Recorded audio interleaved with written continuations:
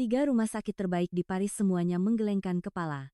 Operasi tidak mungkin dilakukan. Inilah Dr. Céline Rousseau, CEO sebuah perusahaan konsultan medis. Ia juga seorang dokter medis lulusan Fakultas Kedokteran Universitas Sorbonne. Selama lebih dari 20 tahun berkarier di dunia medis Prancis, ia telah menganalisis ribuan kasus medis. Namun, saat ini, tidak ada cara untuk menyelamatkan putrinya yang berusia 12 tahun, Amélie. Kelainan jantung bawaan yang kompleks. Hôpital Universitaire Pitié-Salpêtrière mengatakan risikonya terlalu tinggi. Hôpital Européen Georges Pompidou menolak karena tidak dapat menjamin tingkat keberhasilan. Bahkan Hôpital Necker-Enfants Malades pun hanya memberikan jawaban bahwa mereka baru dapat meninjaunya setelah menunggu selama 6 bulan. Waktu yang tersisa untuk putrinya tidak banyak. Namun, 3 tahun lalu, Céline pernah menyaksikan situasi serupa. Saat itu keponakannya pingsan saat sedang dalam perjalanan studi di Indonesia. Saat itu, Céline segera memerintahkan agar keponakannya dipindahkan ke Paris, tetapi dokter di Indonesia memperingatkan bahwa jika tidak dioperasi dalam waktu 6 jam, ia akan meninggal. Terpaksa, operasi dilakukan di sebuah rumah sakit di Indonesia, dan keponakannya pulih dengan sempurna. Total biayanya 80 juta rupiah, jika di Paris biayanya akan lebih dari 9 miliar rupiah. Namun, saat itu Céline berpikir, itu hanya keberuntungan. Sekarang, keberuntungan itu mungkin menjadi satu-satunya harapan untuk menyelamatkan putrinya. Mulai sekarang, kami akan mengungkap 72 jam kehidupan Céline Rousseau dan putrinya. Céline Rousseau duduk di kantornya yang terletak di kawasan Arrondissement ke-8 Paris. Dindingnya penuh dengan sertifikat dan penghargaan terkait medis yang menceritakan kariernya. Ijazah kelulusan dari Fakultas Kedokteran Universitas Sorbonne, gelar master dari Sekolah Kesehatan Masyarakat Harvard, dan penghargaan tertinggi dari Asosiasi Konsultan Medis Prancis. Selama 15 tahun terakhir, Céline telah memberikan konsultasi efisiensi sistem medis kepada perusahaan asuransi dan rumah sakit besar di Prancis. Gaji tahunannya 250.000 euro. Suaminya, David, adalah seorang profesor di École Polytechnique, dan kedua anak mereka bersekolah di sekolah swasta bergengsi. Kehidupan yang tampak sempurna. Namun, pagi ini, putrinya yang berusia 12 tahun, Amélie, pingsan saat pelajaran olahraga di sekolah. Perawat sekolah segera menelepon. Ia mengatakan Amélie mengeluh sakit dada dan kesulitan bernapas. Céline segera membatalkan rapat dan bergegas ke sekolah. Ambulans sudah tiba, dan Amélie terbaring ditandu dengan masker oksigen. Wajahnya pucat, napasnya terengah-engah, hati Céline membeku. Di unit gawat darurat Hôpital Universitaire Pitié-Salpêtrière, pemeriksaan USG dilakukan. Dr. Michel Dubois, seorang spesialis kardiologi, memandangi monitor dengan ekspresi kaku. Ditemukan kelainan struktur jantung Amélie yang parah. Itu adalah kasus langka yang merupakan kombinasi dari defek septum ventrikel dan transposisi arteri besar. Céline mengerti semua istilah medis itu. Artinya ada lubang di dinding jantung dan posisi aorta serta arteri pulmonalis tertukar. Ia lahir dengan kondisi ini, tetapi sampai sekarang tidak menunjukkan gejala. Namun, seiring pertumbuhan tubuh Amélie, jantungnya tidak lagi mampu menanggung beban. Dr. Dubois berkata dengan suara serius, operasi diperlukan. Namun ia mengatakan itu adalah operasi yang sangat rumit dengan risiko tinggi. Céline berusaha tetap tenang. Bagaimanapun, ia adalah seorang profesional medis. Ia bertanya seberapa besar risikonya. Dokter Dubois terdiam sejenak lalu berkata, di rumah sakit ini, kasus seperti ini hanya terjadi 2 hingga 3 kali setahun, dan tingkat keberhasilannya sekitar 60 hingga 70%. Itu pun, dibutuhkan setidaknya 3 hingga 4 bulan hanya untuk membentuk tim bedah. Céline membeku di tempat. 3 hingga 4 bulan. Bisakah Amélie bertahan selama itu? Dokter Dubois dengan hati-hati menambahkan, sebaiknya cari tahu juga di rumah sakit lain. Ia menyarankan untuk memeriksa Hôpital Européen Georges Pompidou, atau Hôpital Necker-Enfants Malades. Namun, sejujurnya, kasus rumit seperti ini tidak akan mudah dimanapun. Malam itu, Céline tidak bisa tidur. Berbaring di tempat tidur menatap langit-langit, ia teringat kejadian 3 tahun lalu. Saat itu musim gugur tahun 2021. Putri adik laki-lakinya, keponakannya Sophie, pergi ke Indonesia untuk perjalanan studi. Sophie bersekolah di sebuah sekolah menengah swasta bergengsi di Paris, dan ia pergi ke Jakarta sebagai bagian dari program pertukaran budaya internasional tahunan sekolah. Namun, saat mengunjungi Taman Mini Indonesia Indah, ia tiba-tiba pingsan. Céline menerima telepon panik dari adik laki-lakinya. Ia mengatakan Sophie pingsan karena pendarahan otak dan dilarikan ke rumah sakit di Indonesia. Céline segera berkata, segera pindahkan dia ke Paris. Ia tidak bisa mempercayai perawatan medis di Indonesia. Namun, dokter di Indonesia bersikeras. Jika tidak dioperasi dalam waktu 6 jam, ia akan meninggal atau menjadi lumpuh seumur hidup. Penerbangan untuk memindahkannya saja memakan waktu lebih dari 12 jam. Tidak ada waktu. Celine terpaksa setuju. Namun, dalam hati ia merasa cemas. Ia tidak percaya harus mempercayakan keponakannya pada sistem medis negara berkembang. Namun, yang mengejutkan, tim bedah saraf di Rumah Sakit Pusat Jantung Nasional Harapan Kita menyelesaikan operasi dalam waktu 3 jam. Mereka mengangkat gumpalan darah di otak dan menjahit area pendarahan. Operasinya berhasil. Sophie sadar kembali 2 minggu kemudian dan keluar dari rumah sakit dalam 3 minggu. Tidak ada gejala sisa neurologis sama sekali. Saat itu, Celine terkejut melihat tagihan rumah sakit. Totalnya 80 juta rupiah, sekitar 5.000 euro. Jika operasi yang sama dilakukan di Paris, biayanya setidaknya 400.000 euro, sekitar 6 atau 7 miliar rupiah. Perbedaannya 75 kali lipat. Celine berkata kepada adik laki-lakinya, itu hanya keberuntungan. Ketika ditanya apakah dokter-dokter di Indonesia hebat, ia menjawab itu hanya kebetulan. Namun, sekarang, dengan putrinya Amelie dalam bahaya, kebetulan itu terus muncul di benaknya. Celine memeluk bantalnya erat-erat dan berpikir, tidak mungkin perawatan medis di Indonesia benar-benar sehebat itu. Tetapi hanya jika, itu benar. Keesokan paginya, Celine mengerahkan semua koneksinya. Jaringan industri medis yang telah ia bangun selama 15 tahun ada untuk saat-saat seperti ini. Pertama, ia menelepon kepala Departemen Kardiologi di Hospital European Georges Pompidou, Dr. Jean-Pierre Lefebvre adalah Kiala Marceline. Begitu telepon diangkat, Celine menjelaskan situasinya. Kelainan jantung putrinya, kasus yang rumit. Bahwa ia membutuhkan bantuan segera. Dr. Lefebvre menjawab dengan suara penuh simpati. Celine, saya turut prihatin. Namun sejujurnya, rumah sakit kami juga kesulitan menangani kasus seperti ini. Kombinasi defek septum ventrikel dan transposisi arteri besar sangat jarang terjadi. Apalagi pada anak berusia 12 tahun, bukan orang dewasa, kami harus lebih berhati-hati. Risiko komplikasi selama operasi terlalu tinggi. Saya tidak yakin apakah ini akan lolos dari komite etik rumah sakit kami. Operasi yang tidak dapat dijamin keberhasilannya mungkin tidak akan disetujui. Celine meninggikan suaranya, lalu apa yang harus saya lakukan? Membiarkan putri saya mati begitu saja? Dr. Lefebvre melanjutkan dengan canggung, tidak, bukan itu maksud saya. Hanya saja, secara realistis, sulit untuk melakukan operasi ini di rumah sakit kami. Apakah Anda sudah mencari tahu di tempat-tempat seperti Universitas Johns Hopkins atau Mayo Clinic? Mereka menangani kasus yang lebih rumit. Celine menutup telepon dan menghela napas. Ia tahu, Johns Hopkins ada di Baltimore dan Mayo Clinic ada di Minnesota. Bisakah ia membawa Amelie sejauh itu? Selain itu, bukan berarti mereka akan langsung mengoperasinya. Ia harus masuk dalam daftar tunggu, menjalani pemeriksaan ulang, dan mendapatkan persetujuan asuransi. Berikutnya adalah Hôpital Necker-Enfants Malades, salah satu rumah sakit anak terbaik di Prancis.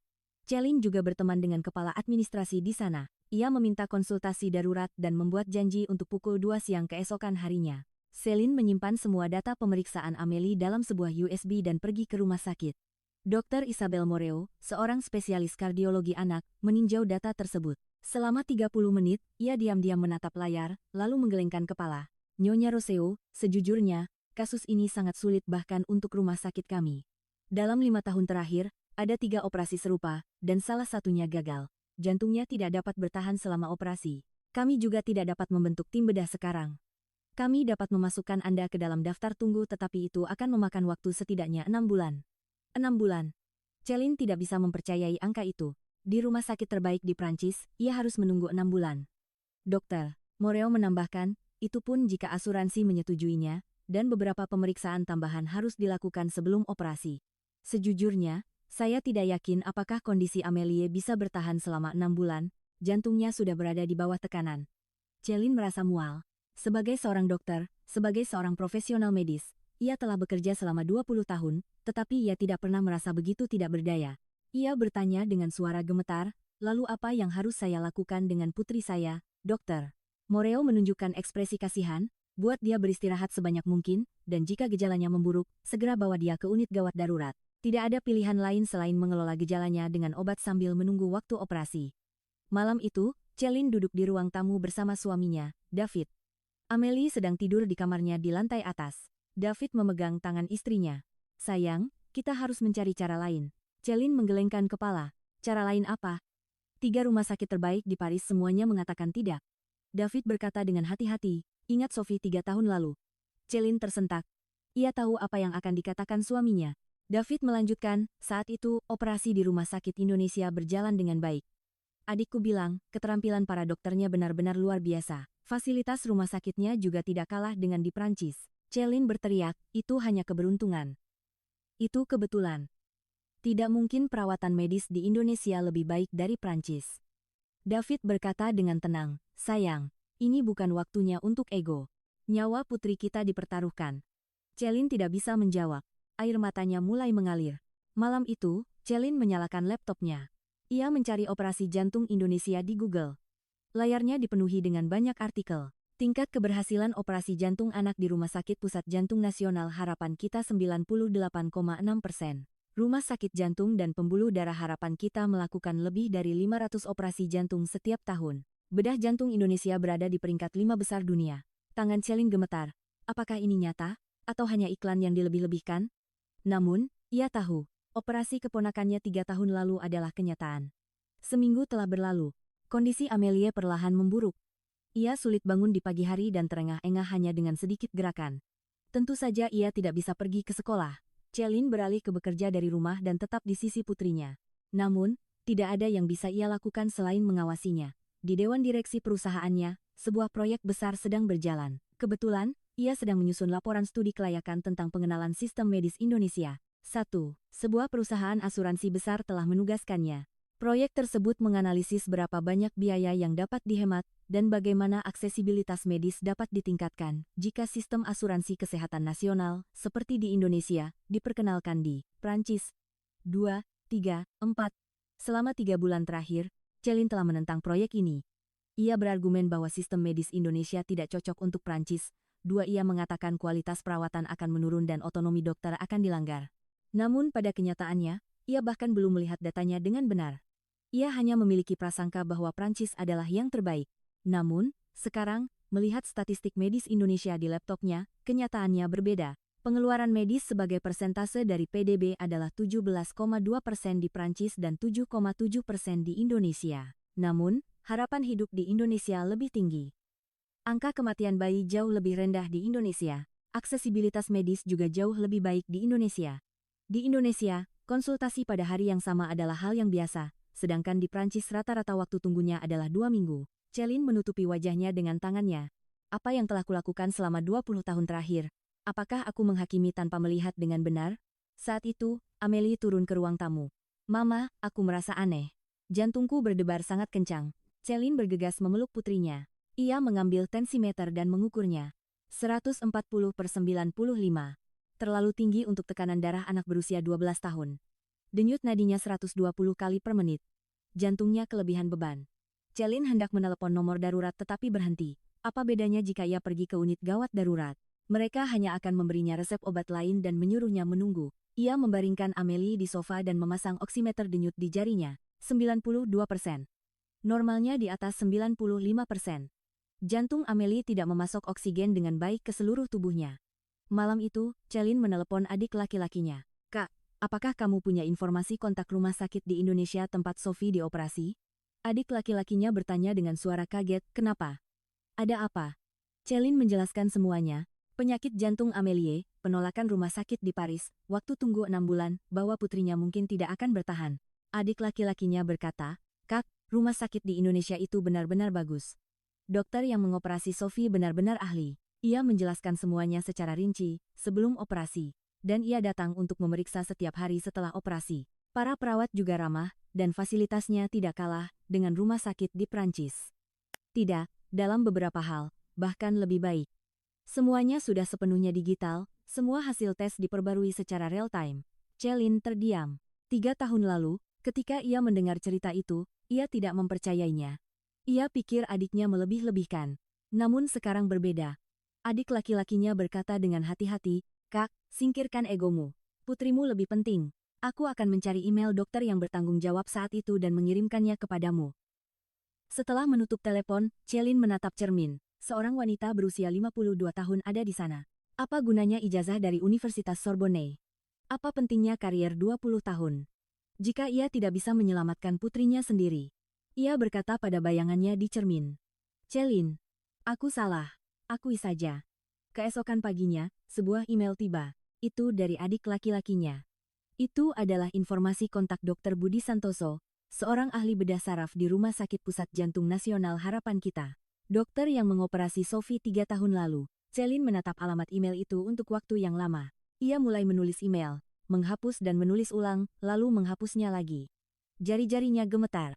Saat itu, Amelie berteriak, "Mama!" Celine bergegas masuk. Amelie memegangi dadanya di tempat tidur. Ia terengah-engah dan menangis. "Mama, apakah aku akan mati?" Celine memeluk putrinya erat-erat. "Tidak. Tentu saja tidak. Mama akan menyelamatkanmu. Mama pasti akan menyelamatkanmu." Pada saat itu, semua ego Celine runtuh. CEO, dokter medis, karier 20 tahun, tidak ada artinya. Ia hanyalah seorang ibu yang ingin menyelamatkan putrinya. Celine bergegas ke laptopnya dan menulis email. "Kepada Dr. Budi Santoso, saya Celine Rosao. Saya Bibi Sophie. Anda menyelamatkan keponakan saya 3 tahun lalu. Terima kasih. Saat ini, putri saya, Amelie, dalam kondisi kritis karena kelainan jantung bawaan yang kompleks. Rumah sakit di Paris mengatakan operasinya sulit. Apakah mungkin dirawat di Indonesia? Bisakah Anda membantu?" Setelah mengirim email, Celine menatap layar lekat-lekat. Akankah ada balasan? Kapan akan datang? Ia menyatukan kedua tangannya dan berdoa. "Tuhan, tolong selamatkan putriku." Balasan datang lebih cepat dari yang diperkirakan. 3 jam kemudian. Jakarta 14 jam lebih cepat dari Paris, jadi seharusnya tengah malam di Indonesia. Namun balasan tetap datang.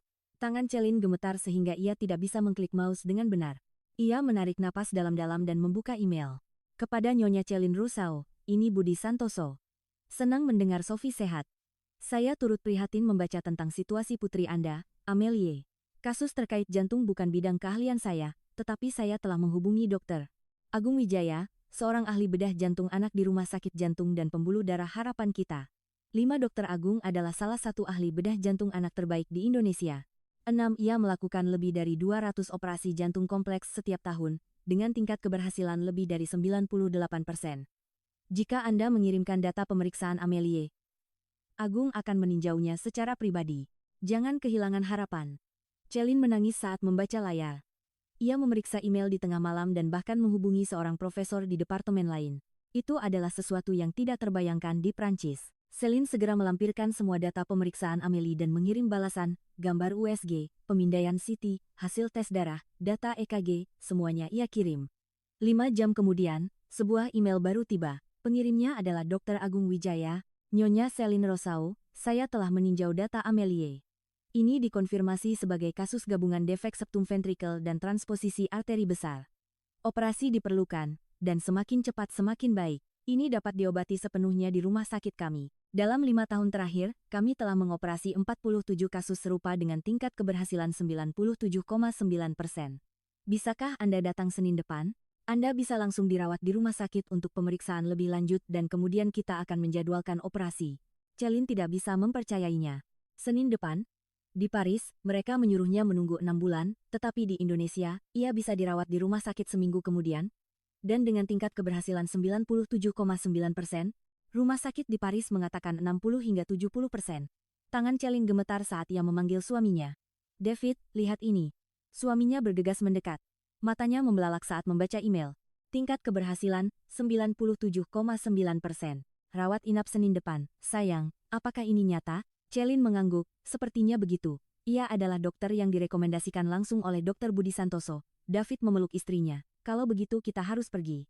Segera cari tiket pesawat." Nama, Celine Haju-Haju.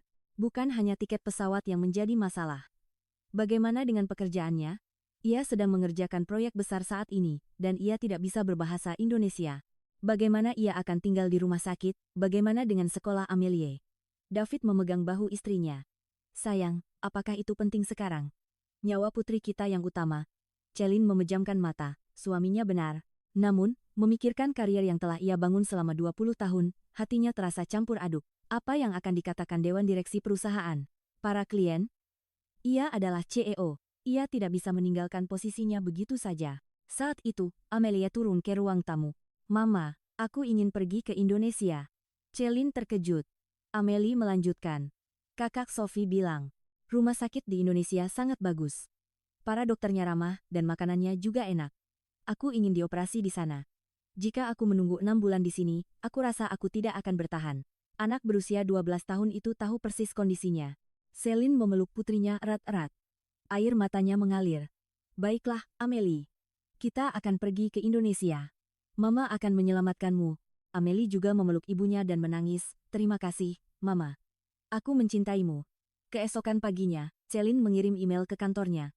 Itu adalah pemberitahuan mendesak kepada anggota Dewan Direksi. Ia menulis bahwa ia harus mengambil cuti selama 4 minggu karena alasan pribadi. Wakil Presiden akan menggantikannya. Ia akan mendukung proyek melalui email. Ia tidak mengungkapkan rinciannya. 1 jam kemudian, ia menerima telepon dari Ketua Dewan. Celine, ada apa? Proyek medis Indonesia sedang dalam tahap akhir. Aku tidak bisa tanpamu. Celine menjawab dengan suara gemetar. Maafkan saya. Tetapi ada masalah keluarga, dan saya harus pergi. Ketua Dewan menghela napas. Kapan kamu bisa kembali? Celine menjawab. Saya tidak tahu persis, tapi saya akan kembali secepat mungkin. Setelah menutup telepon, Celine terduduk. Pekerjaan, proyek, karier, semuanya dikesampingkan. Sekarang ia memutuskan untuk hanya memikirkan putrinya. Ia mengirim balasan kepada Dr. Agung Wijaya. Dr. Wijaya, kami akan datang Senin depan. Saya titipkan putri saya pada Anda. Ia memesan tiket pesawat. Penerbangan langsung dari Paris ke Jakarta. Keberangkatan hari Minggu ini. 3 tiket kelas ekonomi pulang pergi seharga 9.000 euro. Celine membayarnya tanpa ragu-ragu. Dan ia mengirim email ke Pusat Layanan Internasional Rumah Sakit Jantung dan Pembuluh Darah Harapan Kita. Ia memberitahu mereka bahwa ia adalah pasien dari Prancis dan membutuhkan layanan penerjemah. Pusat Layanan Internasional membalas, jangan khawatir, seorang koordinator khusus akan ditugaskan untuk Anda. Ia akan membantu Anda dengan semua proses mulai dari penjemputan di bandara, rawat inap, operasi, hingga keluar dari rumah sakit. Seorang penerjemah juga akan selalu bersama Anda. Celine merasa lega. Setidaknya ia tidak perlu khawatir tentang masalah bahasa. Malam sebelum keberangkatan, Celine masuk ke kamar Amelie. Putrinya berbaring di tempat tidur menatap langit-langit. Mama, aku takut. Celine berbaring di samping putrinya. Ia memegang tangannya erat-erat. Mama juga takut. Tapi kita akan melewati ini bersama. Amelie bertanya. Mama percaya pada dokter Indonesia. Celine menjawab. 3 tahun lalu, Mama tidak percaya. Tapi sekarang, Mama percaya. Mereka adalah orang-orang yang menyelamatkan kakak Sophie. Bandara Charles de Gaulle di Paris sepi pada hari Minggu pagi. Celine memegang tangan Amelie dan berjalan ke counter check-in. Amelie duduk di kursi roda. Ia khawatir apakah ia bisa bertahan dalam penerbangan 14 jam. Petugas maskapai memeriksa kondisi Amelie dan meminta surat keterangan medis. Celine menyerahkan dokumen yang dikeluarkan oleh Hôpital Universitaire Pitié, Salpêtrière. Pesawat lepas landas tepat pada waktunya. Amelie duduk di dekat jendela dan memandangi langit Paris. Mama, apakah aku bisa kembali ke sini?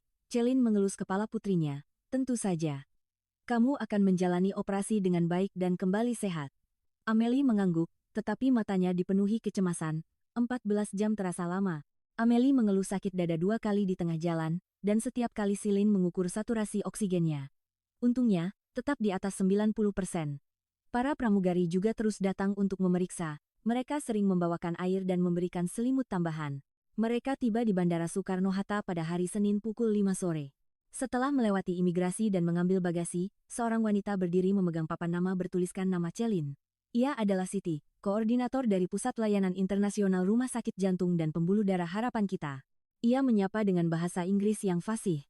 Keluarga Rousseau, selamat datang. Saya Siti. Mulai sekarang, saya akan membantu Anda dengan semuanya. Siti mendorong kursi roda itu sendiri dan mengantarnya ke tempat parkir. Sebuah mobil rumah sakit sudah menunggu. Itu adalah sebuah van, dan kursi belakangnya telah dimodifikasi agar Amelie bisa berbaring dengan nyaman. Celine terkesan. Ia belum pernah melihat layanan seperti ini bahkan di rumah sakit Prancis.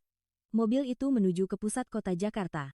Perjalanan ke rumah sakit Harapan Kita di Jakarta Barat memakan waktu sekitar 1 jam. 7. Pemandangan malam Jakarta terbentang di luar jendela. Gedung-gedung pencakar langit, jembatan di atas sungai, lampu-lampu neon. Celine terkejut. Itu adalah kota yang jauh lebih modern dari yang ia bayangkan. Ia mengerti apa yang dikatakan keponakannya, Sophie, 3 tahun lalu, bahwa Jakarta sangat keren.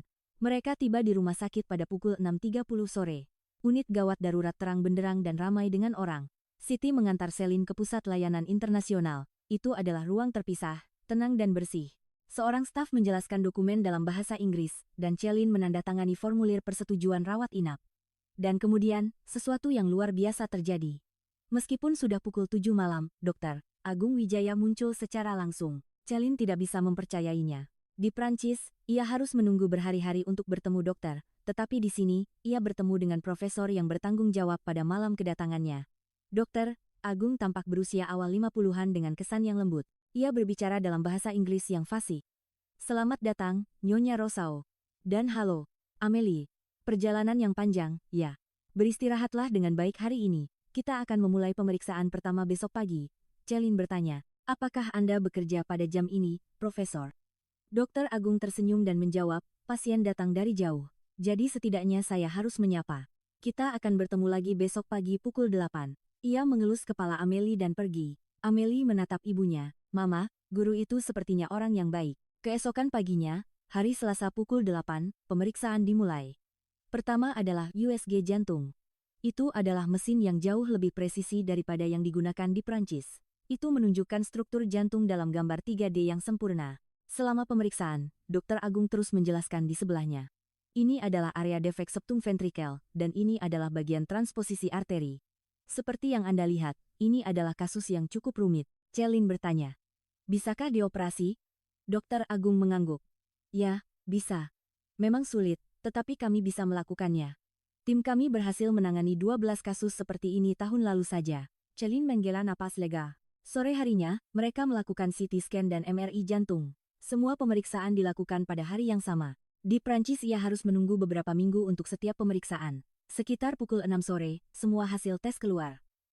Dr. Agung memanggil Celine ke ruang konsultasi. Gambar jantung Amelie ditampilkan di monitor besar. Dr. Agung mulai menjelaskan. Amelie memiliki dua masalah dengan jantungnya.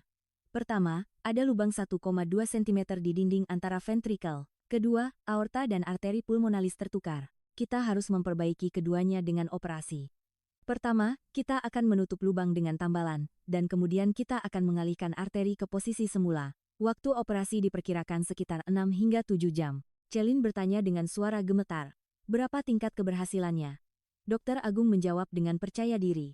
Berdasarkan standar tim kami, lebih dari 98%. Tentu saja, itu bukan 100%. Tapi kami akan melakukan yang terbaik.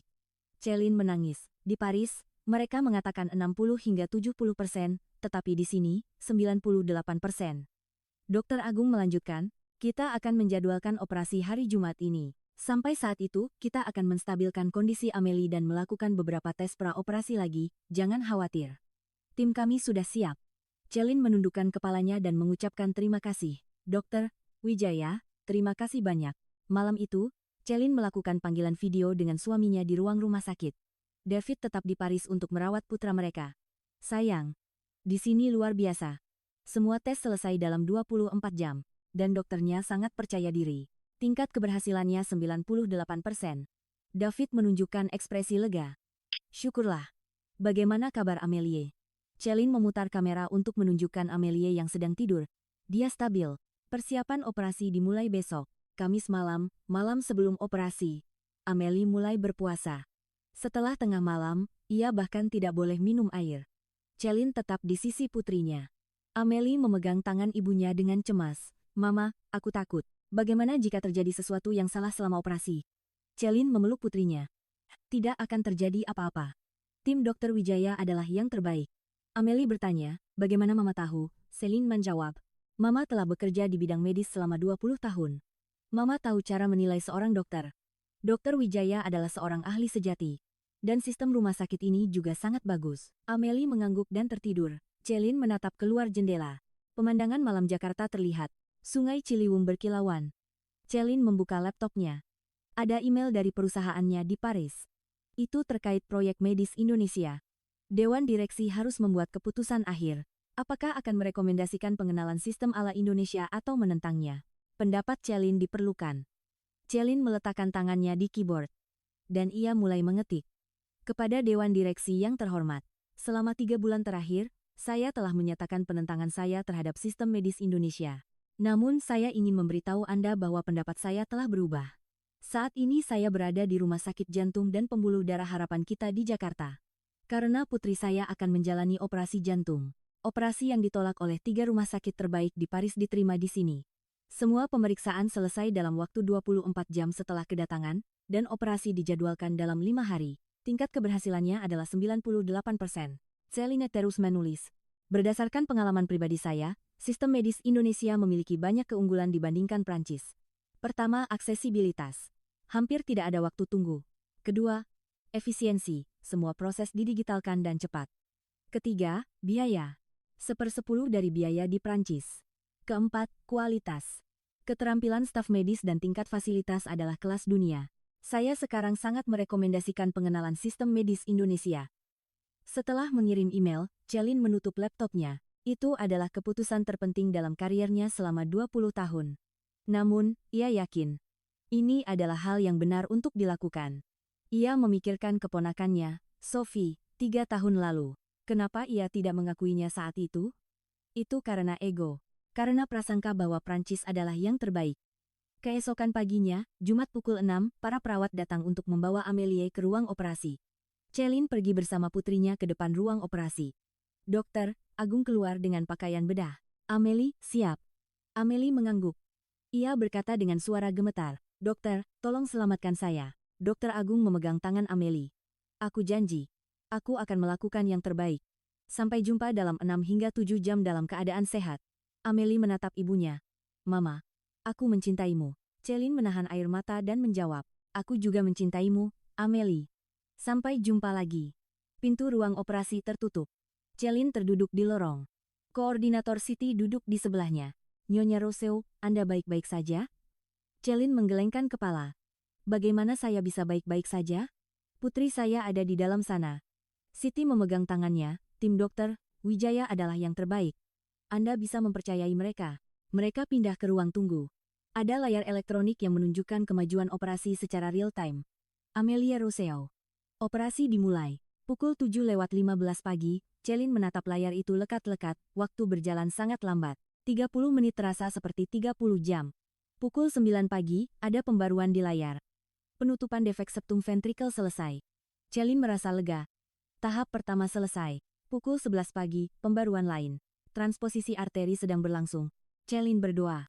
"Tolong, biarkan semuanya berjalan lancar." Siang berlalu, dan pukul 1 siang. Pembaruan terakhir di layar. Penjahitan sedang berlangsung. Jantung Celine berdebar kencang. Hampir selesai. Pukul 2 siang, pintu ruang operasi terbuka. Dokter Agung keluar. Ia melepas maskernya dan tersenyum. Celine berlari menghampirinya. "Dokter Wijaya, bagaimana dengan Amélie?" Dokter Agung mengacungkan jempol. "Berhasil. Selesai dengan sempurna. Kami telah menormalkan seluruh struktur jantung. Amélie sekarang berada di ruang pemulihan dan akan segera dipindahkan ke unit perawatan intensif." "Selamat, Nyonya Rousseau." Celine pingsan di tempat, ia berlutut dan menangis terseduh-seduh. "Terima kasih, Dokter Wijaya. Terima kasih banyak." Dokter Agung membantu Celine berdiri. "Saya hanya melakukan pekerjaan saya. Amélie adalah anak yang kuat. Dia akan pulih dengan baik." Kunjungan ke unit perawatan intensif diizinkan mulai pukul 6 sore. Celine mensterilkan tangannya dan mengenakan gaun. Siti masuk bersamanya. Amélie terbaring di tempat tidur di unit perawatan intensif. Beberapa selang terhubung dengannya, dan ia menggunakan ventilator. Namun, monitor jantung menunjukkan ritme yang stabil. Celine memegang tangan putrinya. "Amélie, ini Mama. Operasinya berjalan dengan baik. Kamu berhasil." Amélie tidak bisa membuka matanya, tetapi jari-jarinya bergerak lemah. Bagi Celine, itu saja sudah cukup untuk disyukuri. Itu adalah bukti bahwa ia masih hidup. Seorang perawat menjelaskan. "Besok, ia mungkin bisa melepas ventilator. Dalam waktu sekitar seminggu, ia bisa pindah ke bangsal biasa." Ia mengatakan pemulihannya cepat. Celine bertanya kepada perawat. "Di Prancis, biasanya berapa lama?" Perawat itu menjawab. "Dari yang saya dengar, sekitar 2 hingga 3 minggu di unit perawatan intensif." Celine terkejut. "Di sini, hanya seminggu?" Itu adalah perbedaan dalam sistem. Rumah sakit di Indonesia memiliki perawatan pasca operasi yang intensif. Rasio perawat dan pasien tinggi, dan pemantauan dilakukan secara menyeluruh. Di Prancis, satu perawat harus merawat banyak pasien, tetapi di sini, hampir 1:1. Keesokan harinya, hari Sabtu, Amélie sadar kembali. Ventilator juga dilepas. Suaranya lemah, tetapi ia bisa berbicara. "Mama, aku hidup." Celine tersenyum sambil menangis. "Tentu saja, kamu berhasil, Amélie." Dokter Agung datang untuk memeriksa. Ia memeriksa kondisi Amélie dan menunjukkan ekspresi puas. "Sangat bagus. Jantungnya berdetak dengan sempurna. Sekarang, pulihlah perlahan." Amélie bertanya, Dokter, apakah saya sekarang normal? Dokter Agung tersenyum dan menjawab, tentu saja. Jantungmu sekarang sempurna, kamu bisa berlari, dan kamu bisa berolahraga. Amelie sangat senang. Benarkah? Saya tidak pernah bisa berolahraga sepanjang hidup saya karena jantung saya, dokter. Agung mengangguk. Sekarang kamu bisa. Namun, pulihlah perlahan selama sekitar 3 bulan, dan setelah itu, kamu bisa melakukan apa saja. Amelie menatap ibunya. Mama, dengar itu, aku sekarang normal. Seminggu kemudian, Amelie pindah ke bangsal biasa. Itu adalah kamar yang terang dengan jendela. Pemandangannya menghadap Sungai Ciliwung. Amelie bisa duduk dan makan sendiri, kecepatan pemulihannya luar biasa. Setiap malam, Celine melakukan panggilan video dengan suaminya di Paris. David selalu terharu. Sudah lama sekali aku tidak melihat Amelie tersenyum secerah itu. Celine menjawab, ya, senyum yang belum pernah kulihat selama 6 bulan terakhir. David berkata, sayang, aku rasa kita membuat keputusan yang sangat tepat untuk datang ke Indonesia. Celine mengangguk, namun, sebagian dari hatinya terasa berat. Ia teringat 3 tahun lalu. Ketika keponakannya, Sophie, dioperasi di Indonesia, Celine tidak mengakuinya. Ia mengatakan itu hanya keberuntungan. Ia meremehkan perawatan medis di Indonesia. Ia sekarang menyadari bahwa sikap itu salah. Suatu malam, Celine pergi menemui Dokter Agung secara pribadi. Mereka berbicara sambil minum teh di ruang konsultasi. Celine berkata terus terang, Dokter Wijaya, ada sesuatu yang ingin saya akui. 3 tahun lalu, ketika keponakan saya dioperasi di Indonesia, saya tidak percaya pada perawatan medis Indonesia. Saya pikir itu hanya keberuntungan. Saya memiliki prasangka bahwa Prancis adalah yang terbaik. Saya benar-benar malu, dokter. Agung tersenyum dan menjawab. Nyonya Rosau, tidak apa-apa. Banyak orang memiliki prasangka seperti itu. Yang penting adalah Anda menyadarinya sekarang. Celine melanjutkan. Sebagai konsultan medis, saya telah bekerja selama 20 tahun, tetapi saya tidak pernah benar-benar mencari tahu. Saya hanya melihat data, bukan kenyataan. Bahkan ketika putri saya sakit, pada awalnya saya tidak ingin datang ke Indonesia. Ego saya tidak mengizinkannya. Dokter Agung menyesap tehnya dan berkata, Nyonya Rosau, tidak perlu ada ego dalam dunia medis. Yang penting hanyalah nyawa pasien. Dan negara mana yang memiliki perawatan medis yang lebih baik juga tidak penting. Yang penting adalah pasien selamat. Celine menangis. Dokter Wijaya, Anda benar. Saya terlalu sombong. Dokter Agung menepuk bahu Celine. Sekarang Anda sudah tahu, itu sudah cukup. Dan, Nyonya Rosau, sekarang Anda bisa kembali ke Prancis dan menceritakan kisah yang sebenarnya. Sebagai seseorang yang telah mengalaminya secara langsung, seperti apa perawatan medis di Indonesia. Celine mengangguk. Ya, saya akan melakukannya. Saya berjanji. 2 minggu kemudian, Amelie diizinkan pulang. Dokter Agung melakukan pemeriksaan terakhir. USG jantungnya sempurna. Lubangnya tertutup rapat, dan arteri berada di posisi normal. Dokter Agung berkata, Amelie, kamu bisa pulang sekarang. Datanglah untuk pemeriksaan lagi dalam 3 bulan. Sampai saat itu, pulihlah perlahan. Celine bertanya, bagaimana dengan biayanya? Ia sudah siap. Di Prancis, operasi seperti ini akan menelan biaya setidaknya 300.000 euro, sekitar 4,5 miliar rupiah. Staf administrasi menyerahkan tagihan. Celine tidak bisa mempercayai matanya. Totalnya 280 juta rupiah. Sekitar 21.000 euro. Celine bertanya, apakah ini semuanya? Staf itu mengangguk. Ya, termasuk biaya operasi, biaya rawat inap, obat-obatan, dan biaya pemeriksaan. Celine menghitungnya dengan kalkulator. Di Prancis, 300.000 euro, di sini, 21.000 euro, selisih 14 kali lipat. Ia menyerahkan kartunya. Sambil menangis, 6 bulan telah berlalu. Amelie telah pulih sepenuhnya.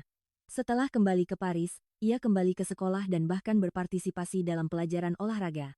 Celine menangis saat melihat putrinya berlari di lapangan. Sesuatu yang tidak terbayangkan 6 bulan lalu. Hari ini adalah hari yang penting bagi Celine.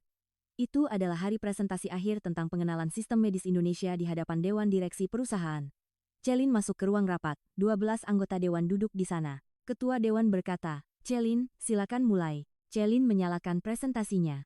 Slide pertama berisi foto Amelie. Foto sebelum dan sesudah operasi. Celine berkata, hadirin sekalian, sebelum saya memulai presentasi saya, izinkan saya berbagi cerita pribadi. Anak ini adalah putri saya, Amelie. 6 bulan lalu, Amelie didiagnosis menderita kelainan jantung bawaan yang kompleks. Suara Celine tercekat, tetapi ia melanjutkan. 3 rumah sakit terbaik di Paris semuanya menolak operasi. Mereka mengatakan risikonya terlalu tinggi, kami harus menunggu 6 bulan.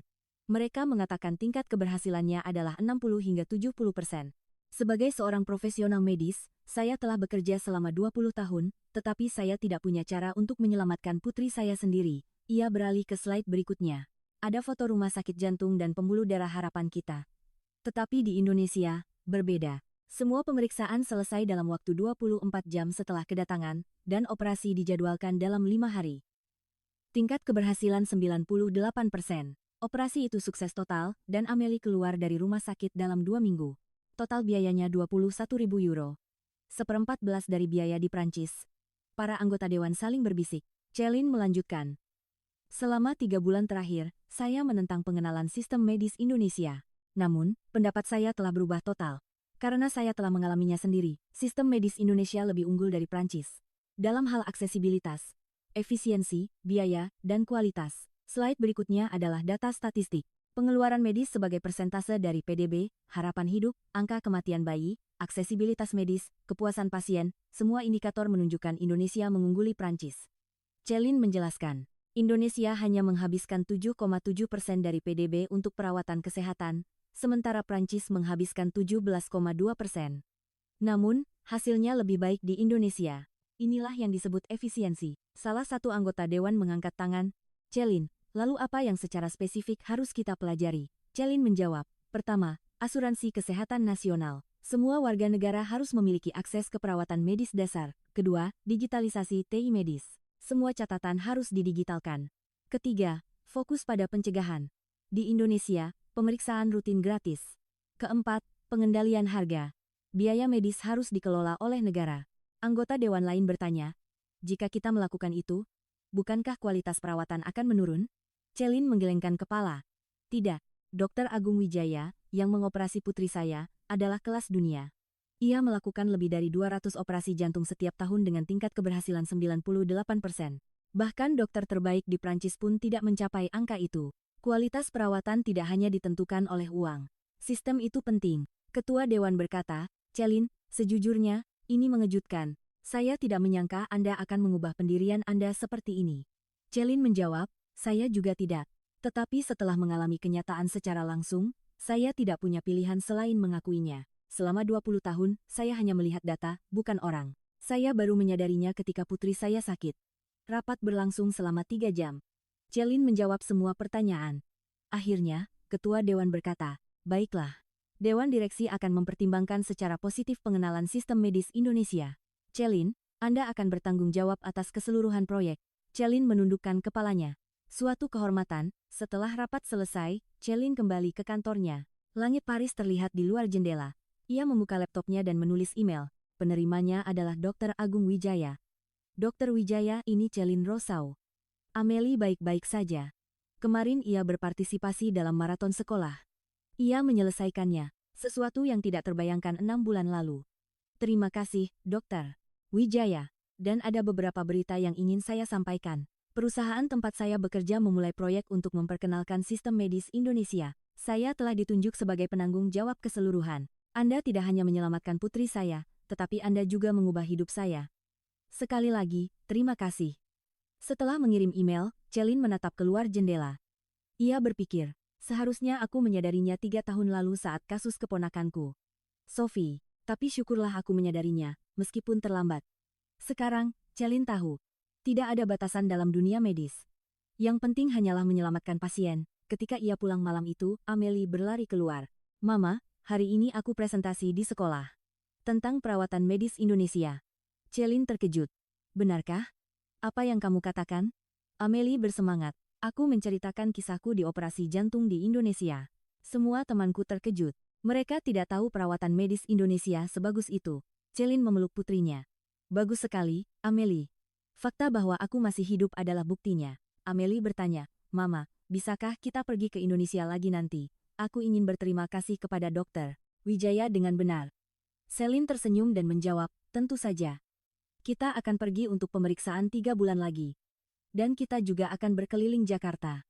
Malam itu, Celine menulis di buku hariannya.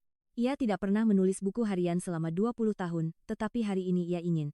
Hari ini aku sadar, aku telah bekerja sebagai profesional medis selama 20 tahun, tetapi aku tidak tahu apa yang benar-benar penting. Perawatan medis adalah tentang orang, bukan data. Sistem ada untuk pasien. Aku terjebak dalam prasangka bahwa Prancis adalah yang terbaik. Aku baru membuka mata ketika putriku sakit. Perawatan medis Indonesia menyelamatkan putriku. Dan itu juga menyelamatkanku. Sekarang, aku akan melakukan pekerjaan yang benar. Perawatan medis untuk pasien. Aku akan membuatnya. Céline Rousseau saat ini mengepalai proyek pengenalan sistem medis ala Indonesia di Paris. Perusahaan asuransi besar yang ia tangani sedang mempelajari model Indonesia. Putrinya, Amélie, telah pulih sepenuhnya dan berlari di tim atletik sekolahnya. 3 tahun lalu, operasi pendarahan otak keponakannya, Sophie, dan 6 bulan lalu, operasi jantung putrinya, Amélie. 2 pengalaman itu mengubah Céline. Ia sekarang berkata, tidak perlu ada ego dalam dunia medis. Yang penting hanyalah nyawa pasien. Gadis berusia 12 tahun yang telah menyerah oleh 3 rumah sakit terbaik di Paris dioperasi dalam waktu 48 jam di Jakarta. Biayanya 1/14, dan tingkat keberhasilannya 98%. Céline tidak lagi menyebut perawatan medis Indonesia sebagai kebetulan. Karena ia tahu. Inilah kekuatan sistem. Amélie berlari sehat hari ini.